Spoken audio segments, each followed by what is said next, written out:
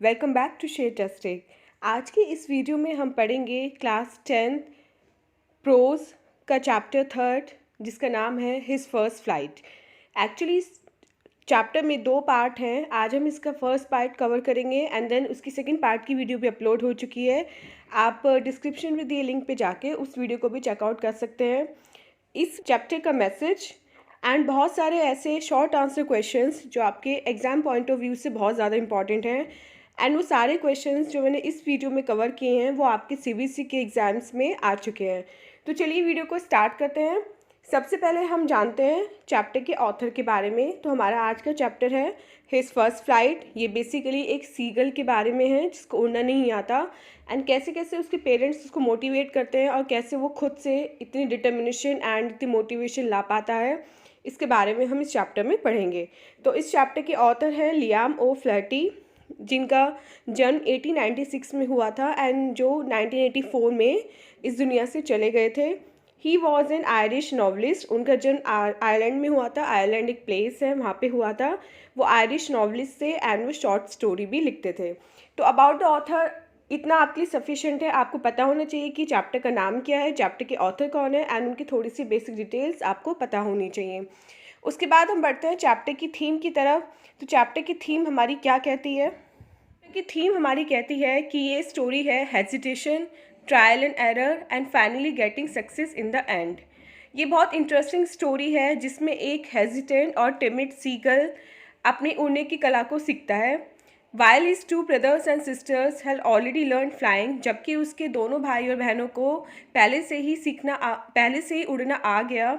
His fear and hesitation stopped him from doing so, लेकिन उसके अंदर का जो डर था और जो झिझक थी उसने उसे उड़ने से रोक रखा था। His diving at the fish due to hunger proved a blessing in disguise. यहाँ पे जो वर्ड है ब्लेसिंग इन डिस्गाइज, ये प्रोवर्ब है एंड इसका मतलब होता है कि छुपा रुस्तम, जिसे हम हिंदी में अगर हम सरल शब्दों में बोलें तो छुपा रुस्तम उसका मतलब होता है। इसमें लिखा हुआ है his diving at the fish due to hunger proved a blessing in disguise. भूखे रहते हुए एक फिश की तरफ झपट कर जब वो उड़ा तो वो एक ब्लेसिंग इन डिस्गाइज प्रूव हुई, वो उसके लिए एक वरदान साबित हुआ। आफ्टर ए शेकी स्टार्ट, कुछ पल शेक करने के बाद, हिलने के बाद, कपकपाने के बाद, he spread out his wings and started flying upwards and downwards. उसने अपने पंखों को फैलाया और नीचे और ऊपर दोनों की तरफ उड़ने लगा। It was his first flight. यह उसकी पहली उड़ान थी। The author gives a message that no one attains success instantly. And इस चैप्टर का मैसेज क्या है? इस चैप्टर का मैसेज ये है कि किसी को भी सक्सेस एकदम से नहीं मिल जाती, किसी को भी सफलता एकदम से प्राप्त नहीं हो जाती। Repeated trials and errors lead him to success. बार बार कोशिश करना, असफल होना, बार बार कोशिश करके असफल होना ही सफलता की कुंजी होती है। इसलिए हमें कभी भी हार नहीं माननी चाहिए। हमें कभी भी अपने डर को अपने ऊपर हावी नहीं होने देना चाहिए। हमें हमेशा ये प्रयत्न करना चाहिए कि अगर हमारा पहला प्रयास असफल हुआ है तो दूसरा प्रयास ज़रूर सफल होगा और ऐसे हमें कोशिश करते रहना चाहिए और अंततः क्या होगी? सफलता हमें ही मिलेगी।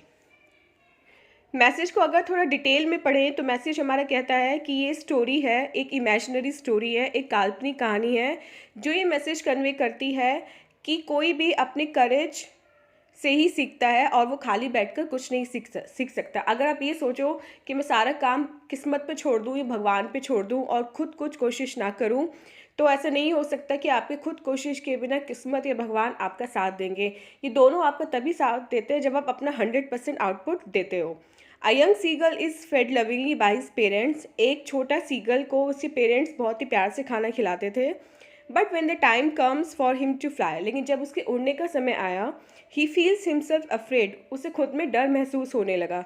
एट लास्ट, आखिर में, his mother hits upon a plan by persuading him with food in her beak. आखिर में उसकी मदर को एक आइडिया सूझता है, एक प्लान आता है और वो उसको परसुएट करती है, मीन्स उसको मोटिवेट करती है, उकसाती हैं अपनी चोंच में खाना लेके। And the seagull finally learns how to fly, और सीगल को फाइनली उड़ना आ जाता है। तो फ्रेंड्स एंड स्टूडेंट्स, इस चैप्टर की थीम एंड मैसेज बहुत ही सिंपल है। ये चैप्टर बेसिकली हमारी डिटर्मिनेशन एंड हमारी मोटिवेशन को दिखाता है एंड ये भी बताता है कि हमें कभी भी विपरीत परिस्थितियों में हार नहीं माननी चाहिए एंड जितना ज़्यादा हो सके उतनी कोशिश हमें करना चाहिए। तो चलिए बढ़ते हैं चैप्टर के इंपॉर्टेंट शॉर्ट आंसर क्वेश्चंस की तरफ, जो आपके आएंगे 30 to 40 वर्ड्स में एंड आपको दिए हुई वर्ड लिमिट में अपना आंसर लिखना होगा। फर्स्ट क्वेश्चन हमारा है, how did the young seagull's family celebrate his first flight. Young seagull की फैमिली को, यंग सीगल के परिवार ने उसकी पहली उड़ान को कैसे सेलिब्रेट किया, उन्होंने कैसे खुशी जताई। एंड इसका आंसर होगा, the young seagull was afraid to fly. Young seagull उड़ने से डरता था। Even the encouragement and coaxing didn't work. यहाँ तक कि उकसाया जाना या प्यार से मनाना भी काम नहीं आ रहा था।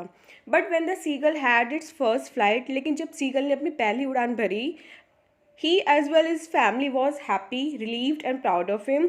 वो केवल वो नहीं बल्कि उसका परिवार भी खुश हुए, उन्हें राहत की सांस ली। एंड वो उस पर उन्होंने प्राउड फील हुआ to have completed his first flight, क्योंकि उसने अपनी फर्स्ट फ्लाइट को कंप्लीट कर लिया था। सेकेंड क्वेश्चन की तरफ चलते हैं। सेकेंड क्वेश्चन हमारा कहता है, what was the young seagulls experience during his first flight. अपनी पहली उड़ान के समय यंग सीगल का क्या अनुभव रहा, क्या एक्सपीरियंस उसको हुआ। इसका आंसर होगा, falling from the ledge the seagull was terrified. Ledge से गिरने के बाद जो सीगल था वो टेरिफाइड हो गया, बहुत डर गया। बट सून ही started soaring and then flying. लेकिन धीरे धीरे उसने अपने पंखों को फैलाना शुरू किया एंड फाइनली वो उड़ने लगा। He forgot that he didn't always know how to fly. वो ये भूल गया कि उसको तो उड़ना कभी आता ही नहीं था, उसने तो पहली उड़ान भरी है। हिज फियर सून टर्न इनटू कॉन्फिडेंस। उसका जो डर था वो जल्दी ही आत्मविश्वास में बदल गया। एंड देन इनटू अम्यूजमेंट, और फिर खुशी में बदल गया। एज ही वॉज लैंडिंग, जैसे वो नीचे उतर रहा था, ही वॉज अगेन अफ्रेड। वो वापस से डर रहा था, उड़ते हुए भी डर रहा था एंड नीचे उतरते हुए भी डर रहा था। But soon became at ease, लेकिन जल्दी वो एक आराम की स्थिति में पहुंच गया। It was a memorable first flight. उसकी जो पहली उड़ान थी वो बहुत ज़्यादा यादगार थी, उसके लिए एक बहुत मेमोरेबल मोमेंट थी। थर्ड क्वेश्चन हमारा कहता है, why could the young seagull not fly with his brothers and sisters. जो यंग सीगल था वो अपने ब्रदर्स एंड सिस्टर्स के जैसे क्यों नहीं उड़ पा रहा था, उनके साथ क्यों नहीं उड़ पा रहा था। तो इसका आंसर होगा, the young seagull felt certain that his wings were too weak to support him. Young seagull ने मान लिया था कि उसके जो विंग्स हैं वो बहुत छोटे हैं एंड वो उसको उड़ने में सहायता नहीं कर सकते, क्योंकि उसे लगता था कि उसके विंग्स बहुत छोटे एंड कमज़ोर हैं। He had no courage to flap his wings. उसमें अपने पंखों को फड़फड़ाने का जरा भी साहस नहीं था। उसे लगता था ये कमज़ोर पंख है और ये बहुत जल्दी ही टूट जाएंगे अगर वो उन्हें उड़ने में इस्तेमाल करेगा तो। Even when each one of his brothers and sisters whose wings were much shorter than his, यहाँ तक कि उसके छोटे भाई बहन जिनके पंख उससे कहीं ज़्यादा छोटे थे, ran to the brink of the ledge, वो लेज के आखिरी सिरे तक पहुँचने लगे, तब भी सीगल को एहसास नहीं हुआ कि उसके पंख तो उनसे कहीं ज़्यादा बड़े हैं एंड उसे भी उड़ने की कोशिश करनी चाहिए। He fail to master up the courage to take that plunge. तब भी उसमें साहस नहीं आया कि अरे अब तो मेरे छोटे भाई बहन भी उड़ने लगे हैं, उनके जो पंख हैं वो तो मुझसे भी छोटे हैं। एंड वो लेज के कोने तक जाते हैं, अपने पंखों को फड़फड़ाते हैं और फिर उड़ते हैं। तो मैं भी करके देखूं, ऐसा साहस वो अपने अंदर कभी नहीं जुटा पाया एंड उसको ये साहस जुटाने में बहुत समय लग गया एंड उसकी मदर को एक प्रॉपर प्लानिंग उसके लिए करनी पड़ी। फोर्थ क्वेश्चन की तरफ बढ़ते हैं। While alone on the ledge, ledge पे जब वो अकेला था, कौन अकेला था, सीगल की बात यहाँ पे हो रही है। जब वो लेज पे अकेला था, how did the little seagull try to draw the attention of his family. Little seagull ने, छोटी सीगल ने अपने परिवार का ध्यान आकर्षित करने के लिए क्या किया। इसका आंसर है, he came slowly up to the brink of the ledge. वो धीरे धीरे लेज के कोने तक आया and stood on one leg, और अपने एक पैर पर खड़ा हो गया। He hid the other leg under his wing. उसने अपना दूसरा पैर अपने पंखों के नीचे छिपा लिया। He close one eye and then the other and pretended to be falling asleep।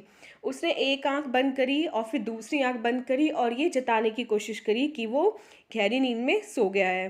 Does he try to attract the attention of his mother. इस प्रकार उसने अपनी माता का ध्यान आकर्षित करने की कोशिश की। फिफ्थ क्वेश्चन देखते हैं। Did the seagull think the sea was like land. क्या सीगल को लगता था कि जो समुद्र है, जो सी है, वो लैंड के जैसा है। एंड इस क्वेश्चन में सेकंड पार्ट आपका है, pick out the words that suggested. अगर उसको लगता था तो एक्सट्रैक्ट में से, चैप्टर में से वो वर्ड फाइंड आउट कीजिए जो ये बताता है जिससे सीगल को ऐसा कुछ लगता था। तो इसका आंसर फर्स्ट पार्ट का होगा, yes the seagull thought that the sea was like land. हाँ, सीगल को लगता था कि जो सी है वो लैंड की तरह है। He called it the green looting. वो उसको ग्रीन लूटिंग की तरह लगता था।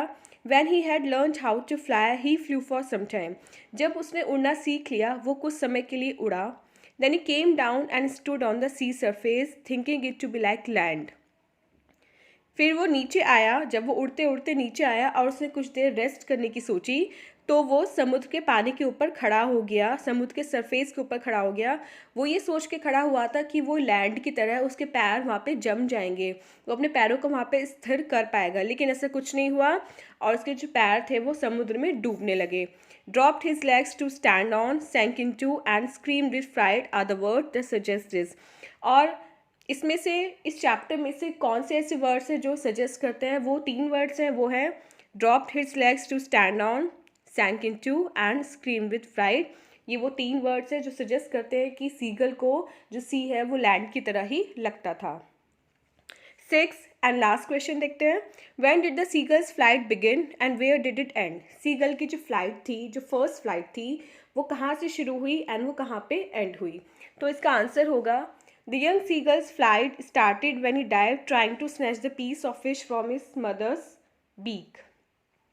सीगल अपनी मदर की बीक में से जो फिश का पीस था उसको लेने के लिए जब उसने नीचे डाइव लगाई, नीचे की तरफ डाइव लगाई, तब उसकी फर्स्ट फ्लाइट स्टार्ट हुई। यहाँ से उसकी पहली उड़ान स्टार्ट हुई। उसने ये सोच के डाइव लगाई थी कि वो अपनी मदर की बीक में से वो फिश का पीस ले लेगा और जो वो इतने दिन से भूखा है, 24 आवर्स उसे हो गए हैं भूखा रहते हुए, अपनी भूख को वो शांत कर लेगा। लेकिन हुआ इसके बिल्कुल अपोजिट। ही फेल डाउन, वो नीचे गिर गया, but instinctively his wings spread out, he flap dam and started flying. और अल्टीमेट क्या हुआ, जब वो नीचे गिरा तो उसके जो पंख थे वो खुल गए, उसने अपने पंखों को फड़फड़ाया और वो उड़ने लगा। His flight ended after half an hour. उसकी जो उड़ान थी, उसकी जो पहली उड़ान थी, वो आधे घंटे के बाद ख़त्म हुई। When he landed on the green sea with his family, जब वो हरे समुद्र पे अपनी फैमिली के साथ उतरा। एंड इससे रिलेटेड क्वेश्चन अभी आपने पढ़ा है कि क्या उसको लगता था कि जो सी है वो लैंड की तरह है, कि हाँ उसे लगता था सी लैंड की तरह है, तभी वो लैंड समझ के सी के सरफेस पे उतरा था। सो स्टूडेंट्स, ये थे थीम, मैसेज एंड कुछ इंपॉर्टेंट क्वेश्चन आंसर्स आपके एग्ज़ाम पॉइंट ऑफ व्यू से जो बहुत ही ज़्यादा इंपॉर्टेंट हैं। एंड आई होप आपको ये चैप्टर समझ में आ गया होगा। इस चैप्टर की अलग से डिटेल समरी मैं ऑलरेडी अपलोड कर चुकी हूँ वीडियो फॉर्म में, आप चाहें तो वहाँ जाके इसकी डिटेल समरी पढ़ सकते हैं। बाकी इस चैप्टर में जितना भी इंपॉर्टेंट था मैंने आपको इस वीडियो में सब बता दिया है। एंड आई होप आपको वीडियो अच्छा लगा होगा, यूज़फुल लगा होगा तो वीडियो को लाइक करना, चैनल को सब्सक्राइब करना, जिससे आपको आगे भी क्लास 10th NCERT की ऐसी इंपॉर्टेंट वीडियोस मिलती रहे। सो मिलते हैं अपनी नेक्स्ट वीडियो में। And all the best for your exams.